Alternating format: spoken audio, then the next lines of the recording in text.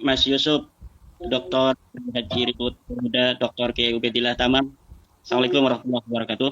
Assalamualaikum warahmatullahi Waalaikumsalam. Tadi pemaparan dari Dr. K. Ubedillah dan Dr. Ribut. Dan terakhir itu Dr. Ribut mengatakan kalau tersambung ya tersambung, kalau putus ya putus. Sebenarnya kan itu sudah qat'i, putusnya itu sudah qat'i dengan adanya tes DNA yang sudah dapat kita akses bersama, baik melalui kajian dari Dr. Sugeng Sugiarto maupun dari jurnal-jurnal ilmiah yang ada di dunia maya yang bisa kita akses melalui portal-portal ilmiah yang kita bisa saksikan, kita bisa baca dari hasil karya Closop, Michael Hammer, dan lain sebagainya, bahwa keturunan Nabi Muhammad SAW itu sudah dikaji dan disimpulkan harus berhaplogrup J1. Sementara Balawi ini G. Artinya mereka bukan sebagai keturunan baginda Nabi, mereka juga bukan keturunan Nabi Ibrahim. Nah itu sebenarnya dari situlah kita harus pertama kali mengkaji dari nasab Balawi sebenarnya. Sebenarnya Dr. Ribut, Dr. K. Ubed, ini nasab Balawi sudah tidak layak masuk dalam kajian historis, sudah tidak layak masuk dalam kajian filologis, sudah tidak layak masuk dalam kajian ilmu nasab. Kenapa? Karena secara genetika mereka sudah qat'iyyud dilalah, bukan sebagai orang Arab, bukan sebagai keturunan Bani Hashim, bukan keturunan Ibrahim. Bagaimana mereka itu bisa menjadi keturunan Nabi Muhammad, sedangkan keturunan Bani Hashim aja bukan, keturunan Nabi Ibrahim saja bukan. Tetapi diskursus ini harus terus menjadi perhatian publik. Maka pengamat-pengamat yang ahli dalam bidang metodologi seperti Dr. K. Ubed, Dr. Ribut, ini penting untuk terus mencerahkan kepada publik bahwa dengan terus kita suarakan, terus kita bahas, maka akan semakin banyak masyarakat yang tercerahkan.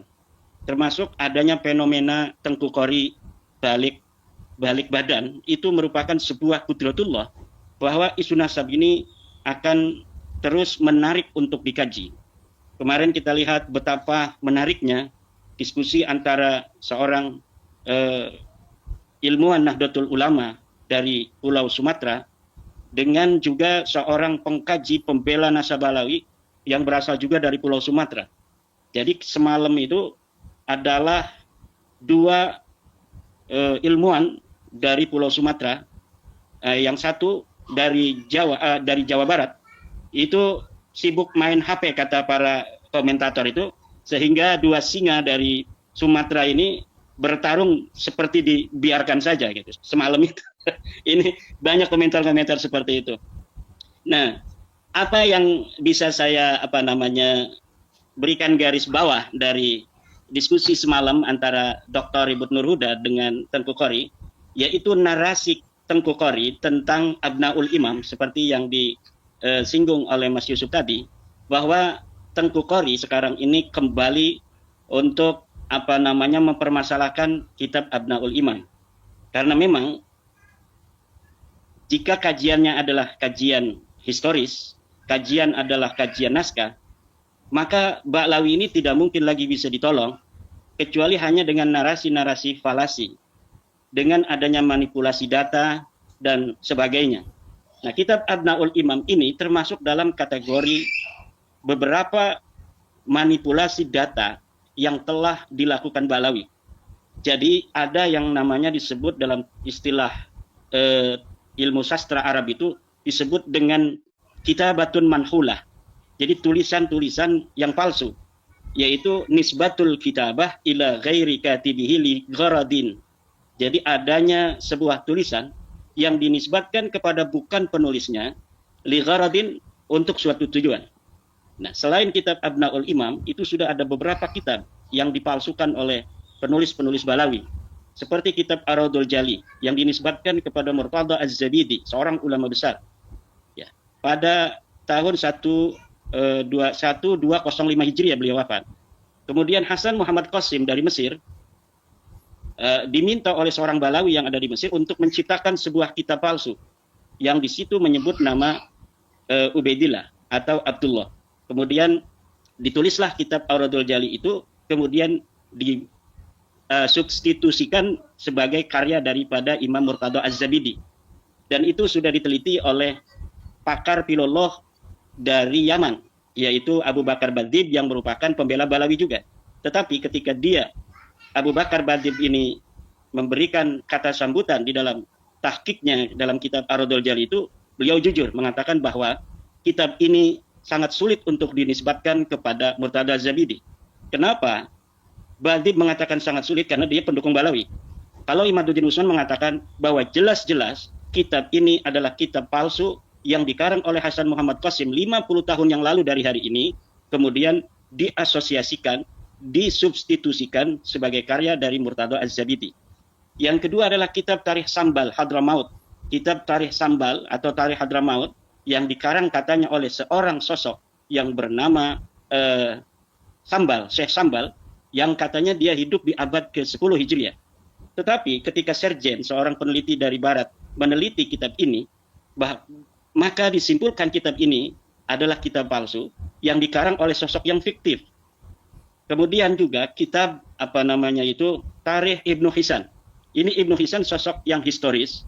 Dia hidup abad ke-9 Hijriah, menulis sebuah kitab sejarah, Tarikh Hadramaut Ibnu Hisan, kemudian hilang. Nah, setelah hilang diciptakan kembali oleh Muhammad Abdullah Al-Habsyi dengan di dalamnya menyebutkan Faqih Muqaddam. Nah, kemudian kitab itu menurut para peneliti di Yaman juga bahwa kitab ini tidak bisa dinisbatkan kepada Ibnu Hisan karena di dalamnya sudah ada interpolasi, penambahan-penambahan yang dilakukan oleh muhakkiknya yaitu Abdullah Muhammad Al-Habsyi. Hal-hal yang semacam ini terjadi juga pada Abnaul Imam ini.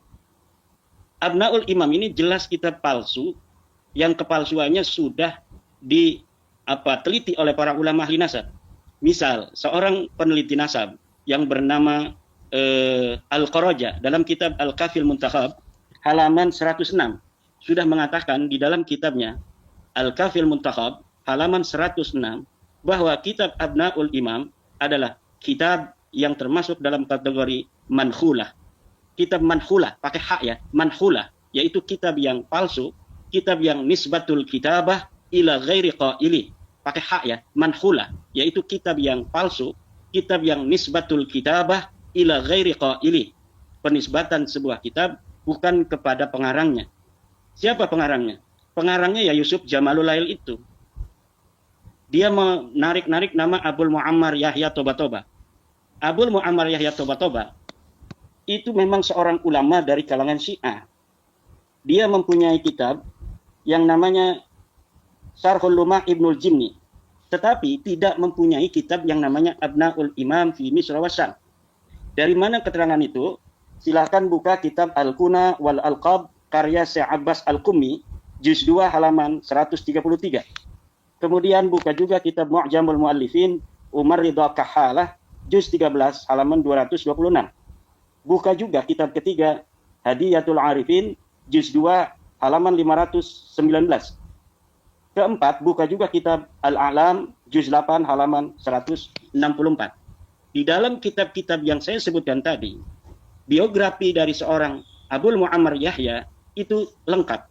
Dia punya kitab apa, dia hidup kapan, kemudian punyakah dia kitab yang bernama Abnaul Imam? Tidak ada. Tidak ada berita seorang Abul Muammar Yahya bin Toba-Toba mempunyai kitab yang bernama Kitab Abnaul Imam fi Misra wa Syam.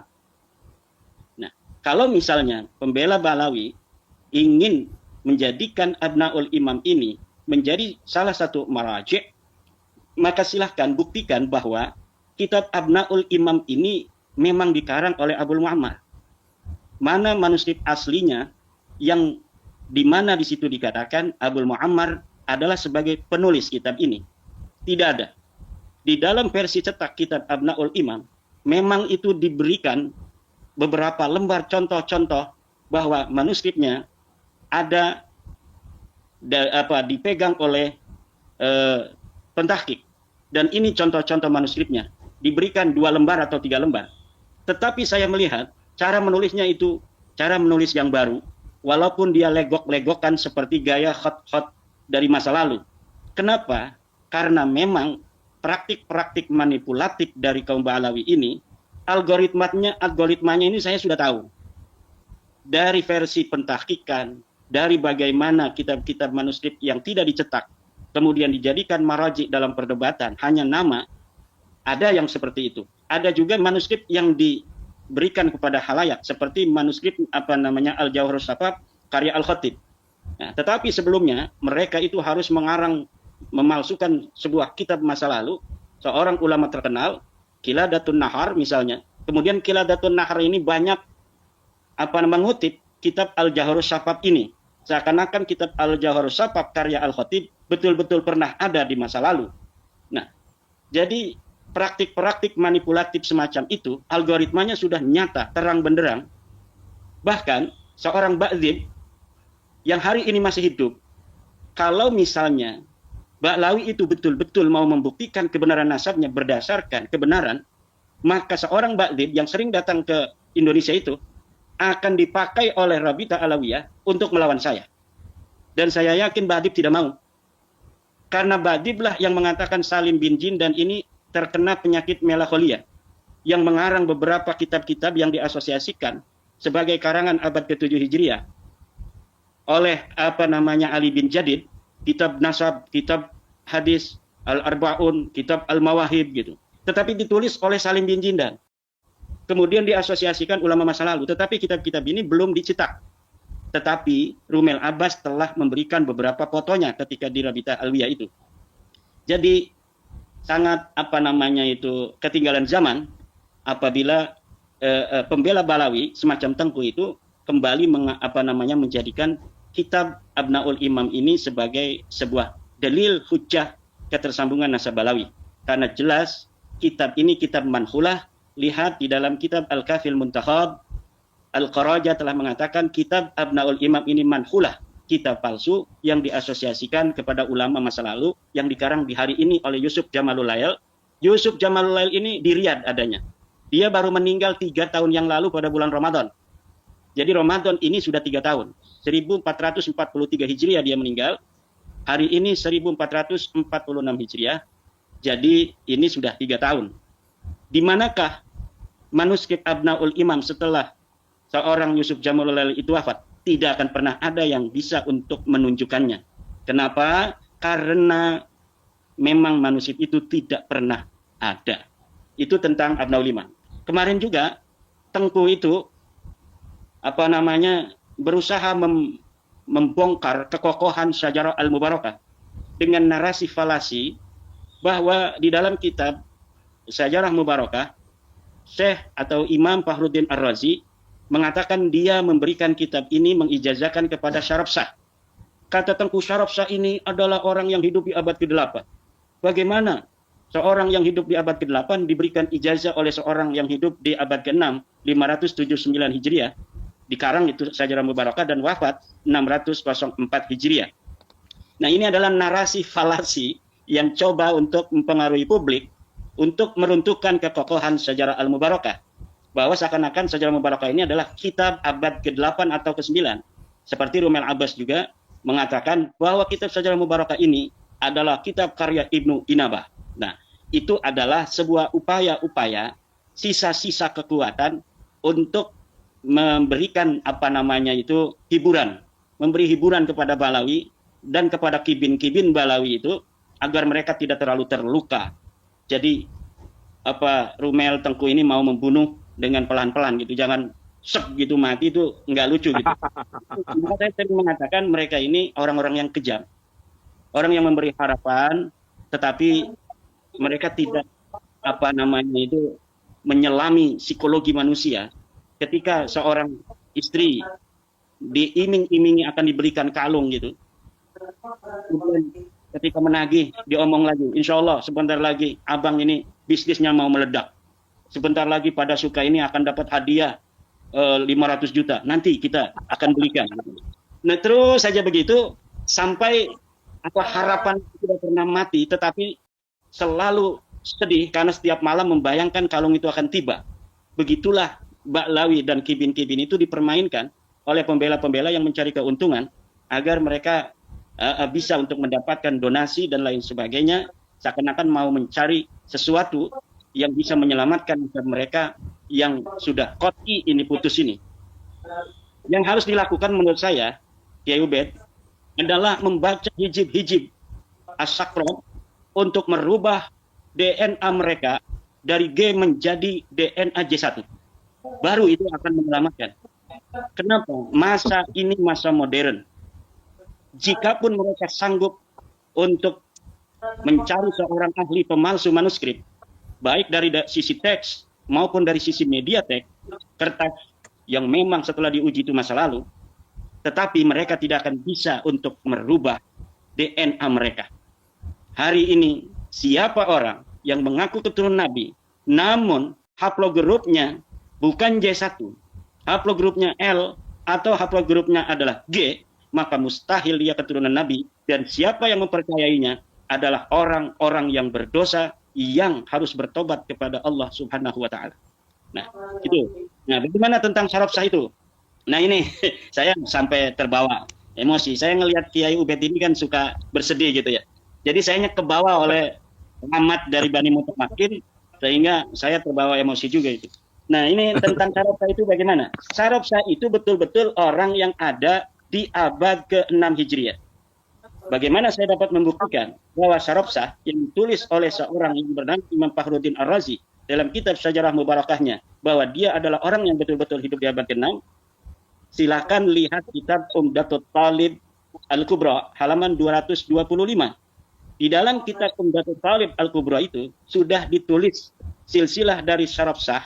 Dia adalah keturunan Nabi Muhammad SAW yang ke-17, ke-18. Ke-18 lah. Ke-18 dari Ali Al-Uraidi. Kitab Umdatut Talib halaman 226. Nah, siapa Imam Fakhruddin Ar-Razi? Imam Fakhruddin Ar-Razi adalah keturunan Abu Bakar Siddiq ke-16. Jadi generasi dari Ali bin Abi Thalib yang ke-17 atau Nabi yang ke-18 itu masih bisa untuk bertemu dengan generasi yang sesudahnya. Saya misalnya generasi yang ke-10, dari kakek ke-10 saya. Anak saya itu yang bertemu saya kan generasi yang ke-11. Jadi orang yang masih berbeda satu generasi, dua generasi, itu masih bisa bertemu. Memang saya tidak bisa untuk mencari wafat pasti kapan tahun syaraf sah itu. Tetapi dari sisi silsilah itu dapat dibuktikan bahwa syaraf sah adalah keturunan ke-17 dari Sayyidina Ali, sedangkan Fakhruddin Ar-Razi adalah keturunan yang ke-16 daripada Abu Bakar As-Siddiq. Abu Bakar As-Siddiq dulu dengan Sayyidina Ali bertemu, kemudian keturunannya ke bawah Imam Fakhruddin Ar-Razi, keturunan ke-6 dari Abu Bakar Siddiq bertemu dengan keturunan Sayyidina Ali yang ke-17. Jadi ini matching kan? Jadi tidak bisa itu Tengku menggunakan narasi palasi untuk membuat orang ragu terhadap kekokohan Syajarah Mubarakah. Beda Syajarah Mubarakah dengan Abnaul Imam itu. Abnaul Imam itu manuskripnya hanya dimiliki oleh Balawi sendiri. Yusuf Jamaluddin ini seorang Balawi. Dia menemukan kitab katanya sendiri, katanya dari seorang Al-Warraq dari Aleppo, dari Leb gitu kan. Tanpa ada orang yang bisa untuk mengakses di mana kita kalau mau melihat manuskripnya. Berbeda dengan Syajarah Mubarakah, manuskripnya independen, ada di perpustakaan Masjid Jami di Sultan yang ada di Turki. Nomornya tercatat, kapan kita bisa melihat itu tidak bayar lagi, paling kita naik kapal saja ke sana, sampai sana kita masuk, tinggal daftar, dan siapa saja bisa untuk memverifikasi, betul apa tidak ada manuskrip Syajarah Mubarakah itu di Turki. Semua bisa. Kalau Abnaul Imam ini tidak bisa, karena ini kitab palsu, kitab yang betul-betul palsu. Dan saya kalau mau menulis kepalsuan-kepalsuan Balawi, kebohongan-kebohongannya, kedustaan-kedustaannya, itu mungkin tidak cukup 700 halaman seperti dalam ulama Nusantara menggugat nasab palsu. Kita membutuhkan 2000 halaman untuk memberitahu kepada masyarakat tentang bagaimana algoritma kepalsuan yang dibikin oleh Balawi dalam naskah-naskah mereka. Jadi betul-betul kalau misalnya kita ini mau berpikir sedikit saja, mau membaca saja, kemudian memverifikasinya. Baca misalnya kitab saya atau buku saya, kemudian memverifikasi sendiri. Ini omongan-omongan Kiai Imad ini betul enggak? Seperti yang tadi saya sebutkan itu. Umdatut Talib halaman 226. Di situ ada nasab syaraf sah. Kemudian bisa untuk diteliti oleh kiai-kiai. Abul Muammar tidak mempunyai kitab Abnaul Imam, bisa diteliti. Silahkan buka dalam kitab Al-Kuna wal Alqab, kemudian dalam kitab Mu'jamul Mu'allifin, Hadiyatul Arifin, dalam kitab Al-A'lam Az-Zarkali dan lain sebagainya. Bahwa Abul Muammar Toba-Toba ini betul-betul tidak mempunyai kitab Abnaul Imam fi Misra wa Syam. Ini kitab palsu, nggak ada sama sekali. Dia diambil dari ruang hampa. Nama-nama ulama seperti Ibnu Sodaqo Al-Halabi, Al-Warraq, kemudian As-Saparayini, Al-Maqdisi, semuanya hanya diambil namanya tanpa ada ikut campur dengan urusan pemalsuan manuskrip itu. Nah, jika ingin membantah, maka pembela Nasabalawi harus menghadirkan manuskrip di mana Abnaul Imam itu dicetak. Jadi dia harus mengambil manuskripnya. Ini manuskripnya sesuai dengan versi cetaknya. Kalau tidak seperti itu, maka narasi dari Al-Qaraja, seorang ahli nasab yang telah mengarang kitab Al-Kafil Mutakhab, bahwa itu kitab mankulah, kitab palsu, betul. Bahwa Imaduddin Utsman yang mengatakan Abdul Imam adalah kitab kreasi manipulatif dari Balawi, betul. Sebelum ada yang mengatakan sebaliknya. Ya, demikian. Dan sebenarnya banyak sekali bagaimana kita bisa membuktikan Syajarah Mubarakah adalah kitab yang ada di abad ke-6 Hijriah, dan bahwa pengarangnya adalah seorang yang bernama Imam Fakhruddin Ar-Razi, seorang ahli sunnah wal jamaah dari madhab Syafi'i dan akidah ahli sunnah wal jamaah. Mungkin ini perlu dielaborasi oleh Kiai Dr. Ubed ini. Sementara demikian dari saya, Mas Yusuf. Dr. Ribut, terima kasih. Kemarin luar biasa ini, Dr. Ribut, untuk mengimbangi narasi falasi dari seorang Tengku Qori. Terima kasih. Iya, ini menarik tadi malam Dr. Ribut dengan Tengku Qori. Tetapi ini yang menarik tadi malam bahwa ada 102 kitab untuk merungkatkan tesisnya Kiai Imad. Ini bagaimana Kiai Imad? Dan juga Kiai Imad harus mempertanggungjawabkan mana ini manuskrip aslinya ini. Manuskrip aslinya Abnaul Imam itu Kiai Imad harus menghadirkan. Lah nggak bisa saya menghadirkan. Dia yang mencetak dari ruang hampa, dia yang harus menghadirkan.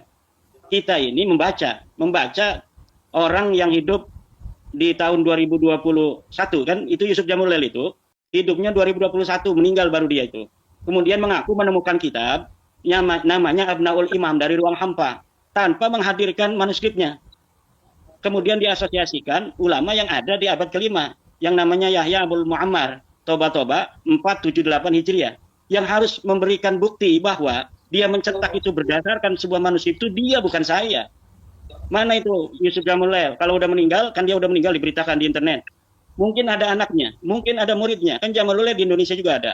Silakan itu Jamulail yang ada di Indonesia. Bel itu keluarga Yusuf Jamulail yang ada di Riyadh. Mana manuskrip Abnaul Imam? Kita serahkan, kita tunjukkan kepada Kiai Imam. Kita akan lihat bersama-sama itu manuskripnya. Saya yakin tidak ada manuskripnya, kecuali malam ini dia dengarkan. Saya ngomong ini, mulai ditulis itu. Kan ada kitabnya tuh sekarang cetakannya. Ditulis versi tulisan tangannya, kemudian dikucak-kucak pakai kopi, seperti beberapa kejadian yang telah terjadi dengan kitab-kitab yang dicetak juga oleh Balawi seperti itu. Al-Jauhar Safaf itu yang dikatakan karya Al-Khatib 850 Hijriah, itu baru ditulis manuskripnya 40 tahun yang lalu. Kemudian diasosiasikan punya Al-Khatib yang ada di 850 Hijriah meninggal. Ini juga sama. Tetapi kalau Abnaul Imam ini mereka belum punya versi tulis tangannya mereka itu. Nggak sempat kali, nggak ada yang seperti 20 tahun lalu ada yang suka nulis. Sekarang ini kan orang-orang lagi menikmati keenakan mereka sebagai cucu Nabi yang sekarang jadi mantan cucu Nabi itu. Nggak ada yang sempat nulis. Bahkan dia bayar itu ke pendukung-pendukung untuk mendukung dan lain sebagainya. Tetapi mungkin belum ada yang sempat nulis manuskrip palsu itu. Oke, nah, mengenai kitab, nanti katanya lanjut, kitabnya Tengku ada 100 berapa? 102 kitab untuk mempertahankan 102 kitab. Alawi Itu masih dan kalah. siap 7 hari 7 Itu malam masih diskusi kalah Pak. dengan Hanif Alatas yang ada 180 kitab. Hanif Alatas itu 180 kitab. Tengku itu 102 kitab, masih kalah itu. Kalau dia ada kitab abad ke-5, ke-6, ke-7, semalam itu sudah dikatakan kepada Dr. Ribut. Tetapi kenapa tidak mengatakannya? Karena hanya Abnaul Imam yang dia punya kitab palsu itu. Kenapa misalnya? Sebenarnya saya ini dilarang oleh banyak teman-teman untuk menanggapi Tengku Qori. Tetapi saya kira kalau tidak ditanggapi itu nanti masyarakat awam itu akan mengira apa yang dinarasikan Tengku itu betul gitu. Nah, sekarang apa namanya ini saya sudah mengatakannya dan silahkan diverifikasi semua orang yang bisa baca kitab. Kemudian apa yang telah saya sampaikan tadi dilihat kitabnya, oh ternyata betul. Apa-apa yang telah saya sampaikan bahwa satu Abnul Imam adalah kitab palsu, bukan hanya saya yang mengatakannya, tapi juga seorang ahli nasab Al-Qaraja dalam kitabnya Al-Kafil Muntakhab, halaman 106. Kemudian bahwa Syaraf Shah ini adalah orang yang ada di abad ke-6, dalam kitab Pendapat Talib halaman 225, itu kan narasi yang paling hebat kemarin, apa namanya itu yang disampaikan Tengku, yang dia yang sudah persiapan itu menanyakan pada Dokter Ribut. Dokter Ribut tidak persiapan tentang hal-hal yang seperti itu. Walaupun seorang dokter yang cerdas, Dokter Ribut, tapi kalau memang tidak pernah membaca hal itu, ya coba mana kamu, nggak bisa. Nah itu tidak menunjukkan bahwa Dokter Ribut itu kemarin itu kalah atau Dokter Ribut itu tidak mengerti. Tetapi memang cara berdebat itu, maka kata saya, dalam masalah apa namanya itu nasab, kita bukan mencari siapa yang menang dalam berdebat, tetapi siapa yang dalilnya kuat. Makanya saya wanti-wanti di dalam masalah nasab, karena ini ya ta'allaku bil apa namanya masail ad-diniyah, ini bukan ifhamul khasmi, kita bagaimana cara untuk apa menundukkan lawan berdebat, tetapi dapat menunjukkan mana dalilnya. Kenapa? Nanti ini akan berkonsekuensi tentang pahala dan dosa, tentang neraka dan surga. Ini jangan berani-berani kita hanya ingin bisa menang dalam sebuah forum debat, kemudian mengabaikan keilmuan itu. Luar biasa sekali ya, dari sebuah tanggapan yang telah disampaikan oleh Kiai Imanuddin Usman Al-Bantani. Kita doakan semoga beliau panjang umur dan selalu ya dalam hal ini memberikan sebuah pemaparan tentang batalnya nasab Alwi. Dari segala arah yang telah membantah ya, dari segala sisi yang mengkritiki Kiai Imanuddin Usman Al-Bantani, beliau Kiai Imad tidak tinggal diam ya. Indah ya Teguh Qori ya, beliau respon. Karena apa? Takut pernyataannya dianggap sebuah pernyataan yang benar. Seperti itu. Artinya Kiai Imad dalam hal ini menyampaikan dengan cukup detail tentang tesisnya ya, terkait batalnya nasab Alwi. Begitu saudaraku. Itu bantahan yang luar biasa menohok sekali. Semoga saja muhibin ini dapat memahami, ya, dapat mencerna dari berbagai hal ya yang telah Kiai Imad kemukakan di situ. Jadi untuk saudara-saudara sekalian, jadi Kiai Imad ini ya masih menanggapi, tapi kalau Tengku Qori apa namanya ingin banget seperti itu ya, atau sangat ingin ya. Segeralah ya untuk meminta ya, agar menjadi utusan ya, agar menjadi wakil ya. Saya rasa itu ya syarat yang pernah Kiai Imad sampaikan di sosial media. Dan saya kira teman-teman sudah menyimak ya dari ungkapan itu. Luar biasa sekali. Jadi beliau belak-belakan memberikan sebuah kritik ya, memberikan sebuah pemahaman ya. Jadi untuk para muhibin silakan dari pemaparan Kiai Imad itu dipahami dengan baik ya, dicerna ya. Sambil ngopi mulai pikir. Jadi pembatalan nasab Alwi ini tidak asal-asalan ya. Artinya dalam hal ini beliau ya Kiai Imad sebagai seseorang ya atau sosok yang luar biasa tegasnya dalam mengatakan nasab Alwi batal. Beliau ini dengan sebuah referensi yang luar biasa sekali hingga saat ini ya. Sangat banyak sekali dari tokoh-tokoh ya yang memberikan sebuah dukungan. Begitu ya. Di dalam video itu pun ya Kiai Imad juga memaparkan bagaimana tentang tes DNA ya. Tes DNA dari kalangan mereka, apakah menunjukkan ya dalam artian apakah bisa dikatakan sebagai keturunan Nabi, beliau juga paparkan di situ. Tapi dalam hal ini ya kita perlu memahami ya soal data Kiai Imad, ya, beliau ini meneliti dari kitab nasab dan kitab sejarah, saudara. Ini tidak main-main ya. Ini sudah berjalan sudah lebih dari 2 tahun, mungkin sudah 3 tahun ya, kurang lebih. Luar biasa sekali, luar biasa. Tidak hanya satu buah saja yang telah membantah Kiai Imad, tapi sangat banyak sekali. Tapi beliau dalam hal ini masih di dalam pendiriannya. Ya, kita perlu sadar karena data beliau Kiai Imad ini masih belum terbantahkan. Dan pertanyaan yang 12 itu ya, yang telah Kiai Imad sampaikan, sampai saat ini coba Anda lihat apakah dari buku itu yang sudah ada yang katanya akan menyelamatkan ataupun membahas keabsahan Balwi, apakah buku itu bisa membantah nasab Balwi? Coba Anda lihat itu, ya. Anda dapatkan itu. Kemudian Anda lihat bagaimana buku Kiai Imad yang kurang lebih berapa ratus halaman itu ya. Jadi Kiai Imad memaparkan dan luar biasa. Saat ini, ya sampai saat ini, Kiai Imad masih unggul ya di dalam memaparkan, di dalam ya dalam hal ini memberikan sebuah respon terhadap orang-orang yang mengkritikinya, ya mengkritiki beliau ya terkait tesisnya. Dan Tengku Kori ya terdengar katanya membuat antitesis seperti itu. Tentu kita sangat menanti-nanti ya, seperti apa ya antitesisnya. Karena kemarin sebelum mendukung Balbi katanya mau membuat dukungan ya terhadap tesis Kiai Imad. Sekarang berubah. Jadi kan ini membuat orang penasaran begitu.